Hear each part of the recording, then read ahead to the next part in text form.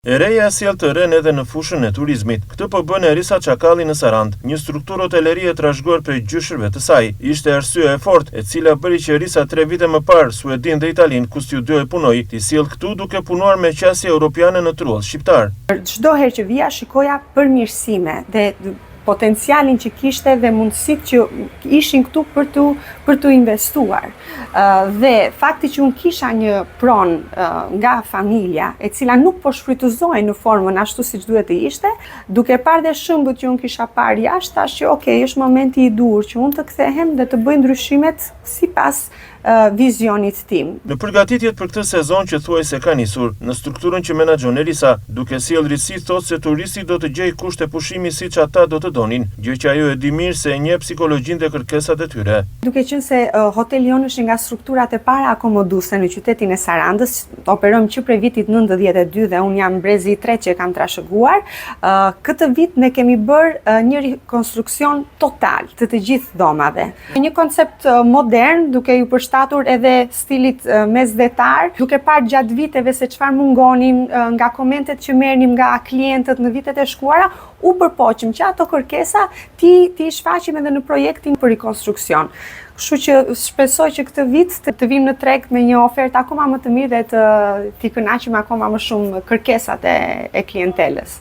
Vetëm Saranda e kësaj vere hyn në sezon me një ndërhyrje drastike në disa prej rrugëve më të rëndësishme, me konceptin më pak vend për përdorim të makinës e më shumë mundësi për këmbësorin. Erisa thotë se kjo do të thotë edhe më pak parkime, nga sa ishin dhe se parkimi që po ndërton bashkia në hyrje për në Sarandë nuk mjefton. Por kundër krizës së parkimeve, ajo e ka të gatshme zgjidhjen nga eksperienca personale në vendet ku ka qenë. Çdo vit, prej shumë vitesh, ne përballemi me hapjen e sezonit me rrugët të hapura. Një gjë ama duhet ta përmendim, me investimin e ri që është bërë në Sarandë, vjetre zgjerimi i trotuarëve. Që do të thotë, po i jepet prioritet këmbësorëve dhe jo makinave. Por kjo situatë dhe kjo zgjidhje që po i jepet përparësi këmbësorëve ka krijuar një problem shumë të madh, që është parkimi, sepse nuk ka vende parkimi. Bashkia ka ndërmarrë një projekt që po zhvillohet aktualisht për një parkim në hyrje të qytetit, por personalisht mendoj që nuk është i mjaftueshëm.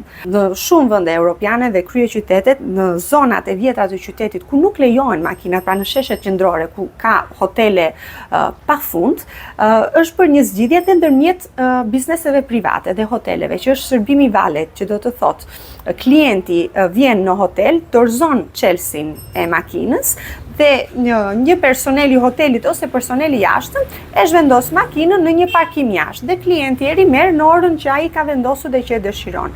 Kjo është një zgjidhje shumë e mirë, por kjo kërkon bashkëpunimin e disa bizneseve së bashku. Pra, duhet të mblidhen disa, për shembull, gjithë hotelet e kësaj zone ta organizojnë bashkë parkimin dhe në këtë tillë formë punësojnë njerëz të cilët merren vetëm me këtë shërbim.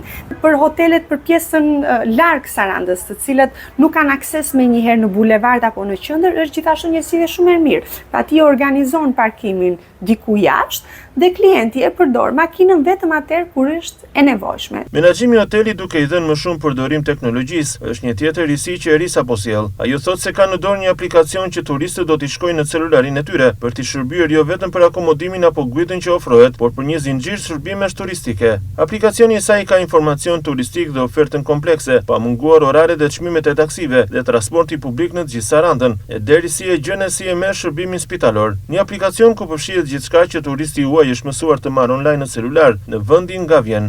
Vitin ku ne jetojmë në 2025, pjesa dërmuese e turistëve, sidomos ata që vinë nga jashtë, e duan që çdo shërbim ta prenotojnë dhe ta bëjnë gati nëpërmjet telefonit. Dhe unë atë që jam përpjekur të bëj është që në website-in tim të hotelit të gjitha këto shërbime t'ja ofroj direkt klientit. Ajo që unë vëre këtu dhe që kam vëre në vazhdimësi që pjesa dërmuese e turistëve stresohen me këtë pjesën e mos organizimit. Stresohen me faktin që ai vjen dhe nuk e di në çfarë orari niset autobusi për linjat jashtë qytetit, apo nuk e di se sa është çmimi i saktë i një taksie për të shkuar nga Saranda në Ksamil, sepse gjithmonë manovrohet. Unë personalisht jam duke punuar në këtë gjë për të prodhuar një aplikacion i cili përmbledh të gjitha këto shërbime. Do ishte mirë që kjo gjë të përhapej dhe të bëj për të gjitha strukturat e qytetit. Saranda është krye qyteti i turizmit dhe absolutisht është shumë e nevojshme që ne ta përmirësojmë këtë lloj shërbimi dhe ta lehtësojmë sa më shumë eksperiencën e klientëve që vinë nga jashtë, që janë mësuar tani më me një botë shumë të avancuar dhe që çdo gjë e zgjidhin nga telefoni. Ne duhet të ecim në të njëjtin hap me ata, sepse kemi bërë investime të jashtëzakonshme në prona, që janë realisht për t'u admiruar, por kemi mbetur pak në kohë mbas në mënyrën se si menaxhojmë pjesën tjetër të shërbimeve. Prej 13 vitesh Erisa Çakalli mori shkollimin e specializimeve intensive për ekonomi e turizëm, duke nisur nga Suedia për të shpërngulur në Itali. Fitoi eksperjenca menaxhimi duke punuar atje në llogari kompanish të mëdha amerikane dhe instituciones të UNESCO-s, por i tha vetes mjaft më lart dashurisë së prindërve dhe dashurisë për Sarandën. Tani më dihet e saj dhe qasjen europiane të bëri turizëm, po i aplikon në shtëpinë e saj që është Saranda dhe duke i ndryshuar faqe e brendi kësaj strukture hotelerie nga më të parat në Sarandë, ku ajo i takon brezit të tretë që menaxhon.